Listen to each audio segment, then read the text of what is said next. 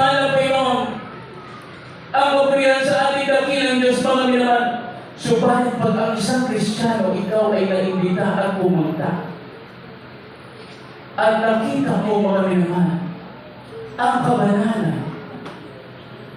Nakita mo, mga minamahal, na sa ganung magandang selebrasyon, hindi nagsuot ng hikaw, hindi nagsuot ng mga necklace, hindi nagbago yung mukha, mga minamahal, sa kulorete.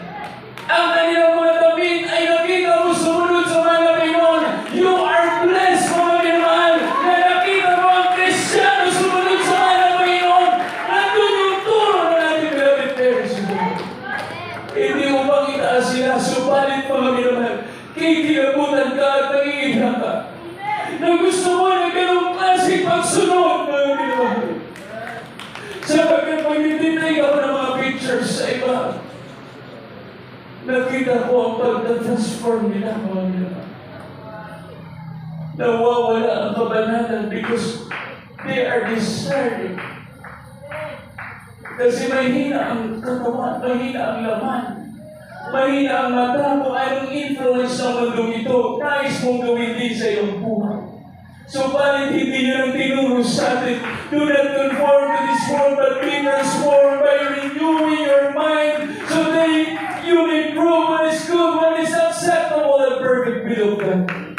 Tingnan mo yung utos ng mahal na Panginoon. Huwag ka sumunod sa mundong ito, mga minamahal. Hindi lahat ay nakikita mo sa social media.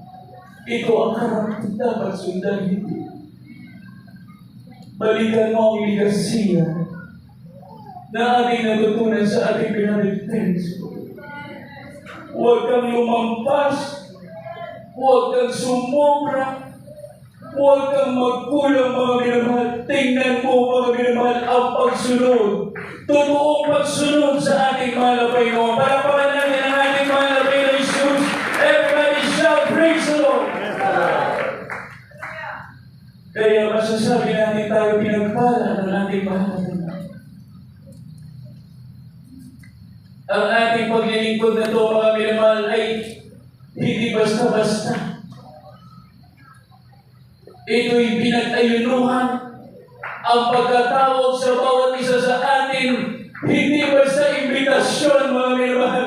Ito ay tawag ng mahal na Panginoon sa iyo, na ikay maglingkod na may katapatan sa Diyos. Everybody shout, praise the Lord.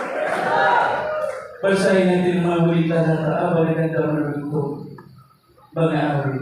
1 Peter chapter 5, verse 6.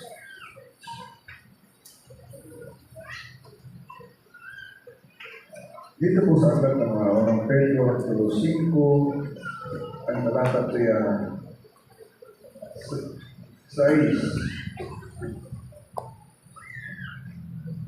Ito po nga sinasabi.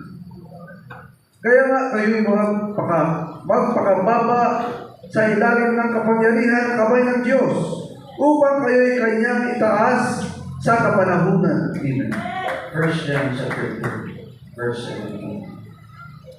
Last verse po. Dito po sa aklat ng unang buwan, kapitulo 2, ang talatay 17. At ang sanglibutan ay lumilipas, at ang masamang pita niyaon, datapuat ang gumagawa ng kaloob ng Diyos, ay nananahan magpakailanman. Palapakan natin ang ating mahal na Jesus. Everybody shout, praise the Lord. Ang gumagawa ng kalooban ng Diyos ay mananahan magpakailanman.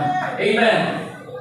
Ano sabi sa 1 Peter chapter 5, verse 6, humble yourself therefore under the mighty hand of God, and He shall exalt you in due time. Mga minamahal, ikay itaas ng ating mahal na Panginoon sa panahunan. Pag ikay nagpakababa. Ang sabi, mga minamahal, for you to conquer flesh. For you to conquer flesh, it is by the Spirit, mga minamahal. Amen. By the Spirit of God. For you to conquer, mga minamahal, yung glass of the eyes, you must focus on Christ. Amen. Look unto Jesus. And for you to conquer the pride, you must follow humility. Pakumbaba, kahit ikay apakan, mga minamahal, Do not retaliate. Huwag kang lumaban. Ipanalangin mo sa ating mahal na Panginoon.